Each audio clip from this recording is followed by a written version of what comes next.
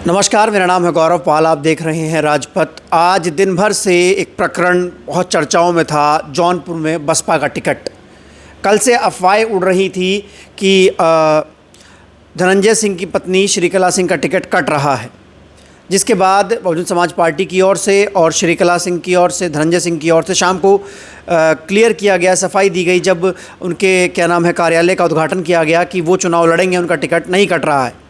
फिर लेकिन आज सुबह खबर आई कि जौनपुर से बहुजन समाज पार्टी के टिकट पर श्याम सिंह यादव, जो कि पूर्व में सांसद रह चुके हैं बसपा के, वो नामांकन करेंगे और श्रीकला सिंह अब बसपा के प्रत्याशी नहीं हैं।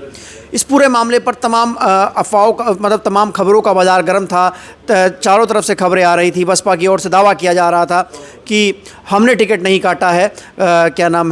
धनंजय सिंह और उनकी पत्नी ने खुद बैकआउट किया है, उन्होंने चुनाव लड़ने से मना किया है।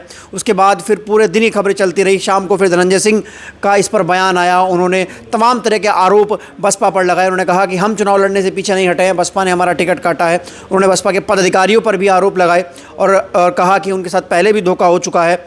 और आगे चुनाव लड़ने की बात को लेकर जो बातें कही, धनंजय सिंह ने, उन्होंने कहा कि हम चुनाव को लेकर जो बातें कही कि हम अपने लोगों से सलाह मशवरा करेंगे। इस पूरे मामले पर हमने वाराणसी के जो कोऑर्डिनेटर हैं, मंडल कोऑर्डिनेटर घनश्याम चंद खरवार जी से बात की और घनश्याम चंद खरवार ने इस पर अपना पक्ष रखा, बहुजन समाज पार्टी का पक्ष रखा और जो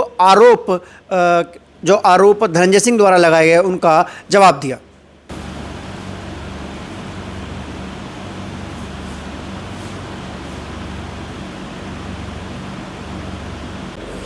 हमारे साथ बहुजन समाज पार्टी के वाराणसी मंडल के कोऑर्डिनेटर घनश्याम खरवार जी हैं। सर, आज एक प्रकरण हुआ है जिसमें जौनपुर सीट से जो टिकट वहाँ से श्याम सिंह यादव का हुआ है, श्रीकला सिंह जो धनंजय सिंह की धर्मपत्नी थी, उनका टिकट बदला गया है। उसको लेकर धनंजय सिंह तमाम आरोप लगा रहे हैं कि उनका टिकट काट दिया गया है और बसपा ने दबाव में उनका टिकट काटा है। तमाम अन्य आरोप लगा रहे हैं। इस पर आप क्या कहना चाहेंगे? आपका नाम लेकर भी उन्होंने काफ़ी सारी चीज़ें कही हैं।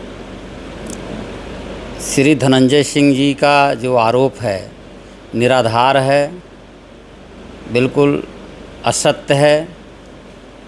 जो कुछ हुआ है उसके बारे में बताना चाहूँगा कि कल 8:30 बजे शाम तक उनके केंद्रीय कार्यालय का उद्घाटन हमने किया। बहुत देर तक हम लोग बैठे रहे, प्रेस के लोग भी रहे और प्रेस के सामने हम लोगों ने पूरी मुस्तैदी से इस बात को रखा कि श्रीमती श्रीकला जी का टिकट फाइनल है। और जैसा कि कल दिन भर सोशल मीडिया पे और सब जगह ये अफवाह आ रही थी, हम लोगों ने उनसे 5 बजे लगभग 1.5 घंटा हम लोगों ने बातचीत किया। हमने बल्कि कहा कि आपके ऊपर कहीं किसी प्रकार का दबाव तो नहीं है, आप चुनाव में बैठ तो नहीं जाएंगे, आप अपना पर्चा वापस तो नहीं लेंगे। उन्होंने, उनकी पत्नी भी साथ में थी, दोनों लोगों ने बच्चों की कसम खाई और कही कि हम किसी भी हालत में पीछे नहीं हटेंगे और चुनाव लड़ेंगे।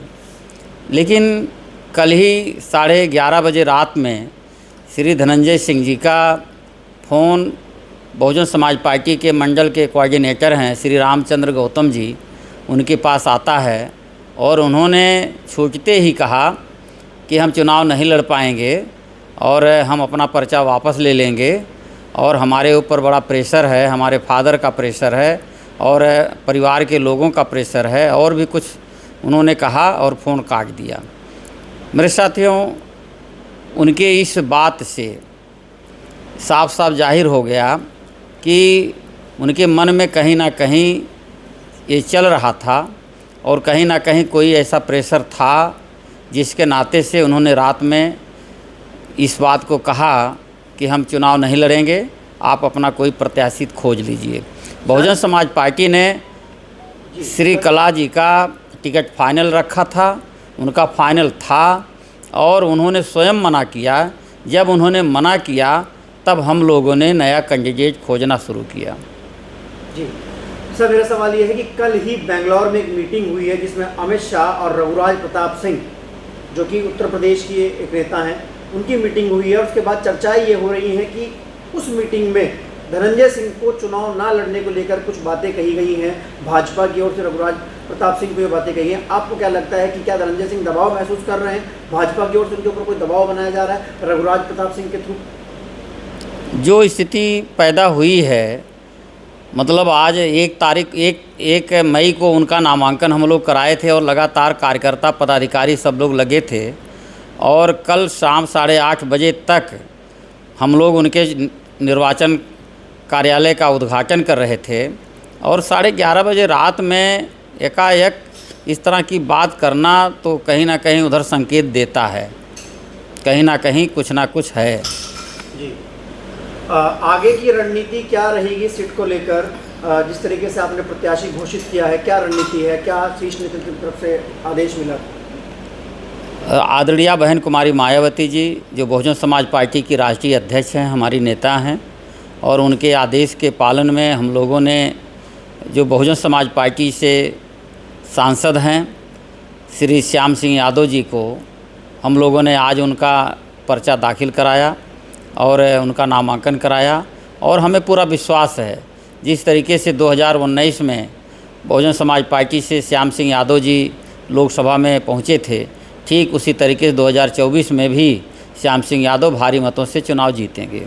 सर, धनंजय सिंह ने एक आरोप और लगाया कि वो 3 बार पहले भी बहुजन समाज पार्टी से धोखा खा चुके हैं। उन्होंने अपनी धर्मपत्नी को आगाह किया था, जब टिकट उनको दिया गया वो जेल में थे, उनसे कोई संपर्क नहीं हुआ और बसपा के पदाधिकारियों ने श्रीकला सिंह को अप्रोच करके उनका टिकट किया और वो लोग, उन्होंने कहा कि मैं पहले भी 3 बार धोखे खा चुका हूँ, मुझे भरोसा नहीं था, मैंने अपनी पत्नी को भी आगाह किया था। ऐसी बात, ऐसे आरोप उन्होंने लगाए। उनके आरोप ये निराधार है।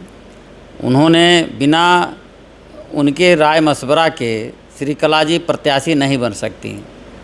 वो एक महिला हैं और उनके कहने पर ही हम लोगों ने मान्या बहन जी से मुलाकात कराई और मान्या बहन जी से उन्होंने बड़ा रिक्वेस्ट किया कि हमें चुनाव लड़ा दीजिए और तब जाकर के उनका टिकट फाइनल हुआ है। सर, अभी एक हाल ही में कुछ दिनों पहले जब ये टिकट हुआ उसके बाद धनंजय सिंह को बेल मिली, क्या कहीं इसमें कोई किसी तरह की कोई आपस में कोई बातचीत तो नहीं हुई कि बेल के बदले वो चुनाव ना लड़े, उन्होंने अपना नामांकन वापस किया? इस संदर्भ में मैं कुछ नहीं कह सकता क्योंकि ऐसे सब बातें मुझे जानकारी नहीं है।